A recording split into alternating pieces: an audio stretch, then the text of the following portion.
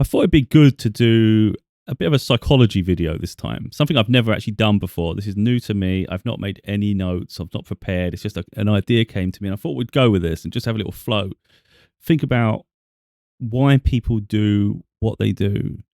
I'll consider people in my life. Won't say their names. I'll just think about them and think why the behaviors that they project onto others and why they do it. Even if you just look at people in general, you look at people that live the high life, they live the party life. They often will project onto people to make them feel insecure about themselves because they're not joining in. You're boring. You never take risks. Well, let's break that down. You never take risks. So that means you take life seriously. So if you take life seriously, that means you actually appreciate life because you're not prepared to risk it. So you have a value to it. So those that want you to follow them, they actually don't value life because they're prepared to gamble it away. Why should you follow that? Why should you follow crazy? Because crazy seems exciting. And that's what they do. So they follow the excitement, even at the risk of their own self and the repercussions of that. So even if you look into sort of like, the reason I'm going that direction was I was considering people that obviously they consume far too much alcohol, so it consumes their life. If they hadn't touched the alcohol in the first place, they wouldn't have had the issue. If they just worked on repairing a situation in their life, elevating themselves beyond a circumstance, then they wouldn't have been driven to the alcohol. But a lot of the time it comes from that depression and that stagnancy of their own situation, that they're looking for a vice to get away from that. And the problem is that vice is very short term. It becomes habitual and addictive. So then someone ends up going on and affecting more of their life than they realize. And then they've got to continue that pattern to the point where now it's consumed them. So something that was supposed to be like a band-aid, a patch, something just to repair something for a moment, has now dominated their entire life and taken them away from any semblance of reality. Because now that's their life. And if you look on from the outside, someone that's healed, someone that's doing well for themselves, someone grounded and stable, you would look on at that and think, what a waste of life. It's just the existence is now untenable. It's only ever good. You can't, unless something happens where someone can sort of take the time to heal themselves and look at where they're going and how far it's going to be a spiral of despair because it's only going down in the first place. So if you consider a graph, it's only a life that's going downwards. So how down do you go before you reach the end?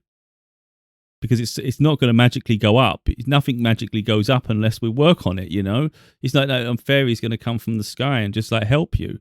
You're going to have to find that strength within and then seek that help when you need it. And it's the same with these party people who will make you feel boring. And again, that's a projection of themselves because they need that excitement. Otherwise, they have to deal with the crisis in their life. Because too many people are frustrated. They need a release. And it's that frustration that builds up pent-up anger. And then you need that thrill and that buzz, and they need something in them just to give them some level of excitement. But what they don't realize is others of us have a level of enthusiasm in our life and a level of drive and determination where we don't need artificial boosts to do it. It's the same with people that have like caffeine and things, and you need them boost energy drinks just to feel alive or just to feel something, to feel awake. And the rest of us are awake, and when you've got a clear mind and you're stable in yourself, you just don't need all these vices. So what they need is artificially, some of us just have in ourselves, So when you've got a clear mind, of course, your way of thinking is far superior.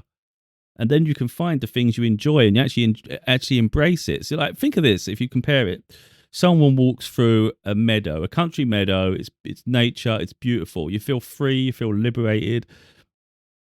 No responsibilities on you in that moment. It's just a natural state of being where you're one with yourself. On the alternative to that, which, honestly, that's it. When you can be like that, it's a beautiful sense of self. On the other side of that, you might have someone that's partying like crazy. The idea of walking through a field and just feeling that sense of self and oneness would seem boring, man. That's crazy. Why would you do that? It's so boring. Because they can't stop. Their life is high adrenaline. And again, where does that take you? You keep going up, up, up, because you got someone addiction to alcohol. They're going down, down, down. Yeah, it's only making them somber. It's just making them low. Blah blah blah. Then you got someone on drugs who just needs that high. They need that buzz just to feel a bit of life right now, feel some sort of excitement in their life. Now they feel it. What happens when they have the come down? They're going to need that. They're going to need to come up again. So they're going to have to constantly have that boost, that keep come up. And they'll look on at someone living a normal, relaxed life, thinking that's so boring. The reason it's boring is because those people can't sit still.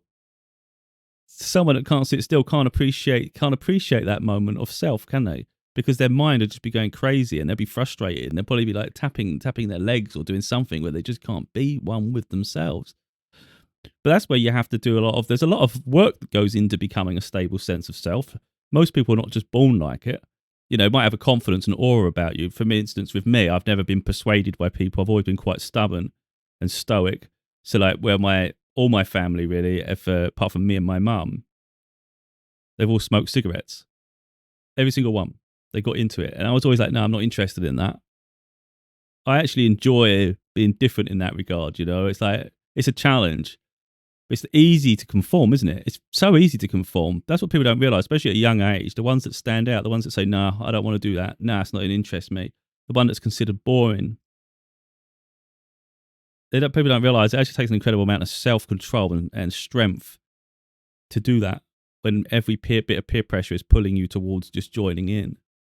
But it's those groups, it's that group mentality, a herd mentality, where they're in a group and they feel more powerful. And it's like goading. And it's like, well, you need to be in a big group to feel that power, don't you? I feel that power in myself. You know, so imagine if I had, let's say you got 10 people who are like that. They're trying to coerce you to do something stupid. Now, I'm as strong as the 10 people that are doing that. Now, imagine if there was 10 of me against 10 of them. They'd have no chance, would they? You know? So then where's the power? Where's the better part of life? The whole point really is to self-reflect. Look at where you are. Look at what path you're on. Look where you're heading. And ask yourself, is that really a place you want to go? It's like I said yesterday when I was doing a video about these people that leave, these trolls that leave negative comments, especially on people that have had to go through tragedy and trauma. And you think, how low must your life be to have got to that point? Not only are you thinking it, which is bad enough, let's be honest, that's sad. To get that low, that you're not even that sad, you're even more pathetic because you've actually gone and sort of like plastered it on the internet. You've actually just gone and done something on someone's video to try and destroy them or make a mockery of something. And it's like, again, what does that say about that person's character? And how low, if you're going to go on a chart of how far someone is from their best self to their worst version of themselves, where do you think they are on the chart? They're certainly nowhere near the top, are they? They don't sound like a successful person. They certainly don't sound like they're going to get anywhere near success right now. Now, people can change. But the point is, you're going to have to go through those dark places. You're going to have to figure out why you behave a certain way. What have you experienced that's put you on that path?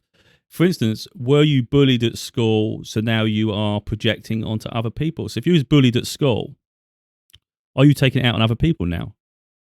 You know, because now you're bigger and stronger, maybe you can do that to people. So now you want to project that. Or was you the bully at school? And if you was a bully at school, why was you doing that anyway? It doesn't matter if you're a bully at school or bully as an adult. A bully's a bully.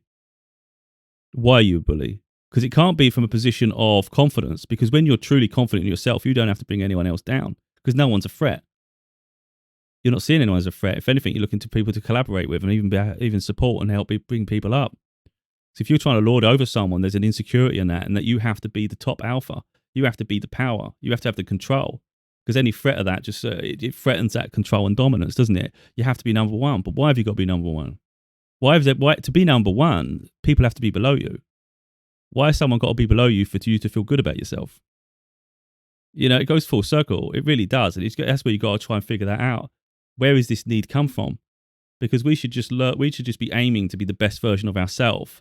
And it's actually quite beautiful to have people around us who have similar goals and morals, you know, and have integrity. If you can surround yourself with people like that, I'd say that's a beautiful life, isn't it?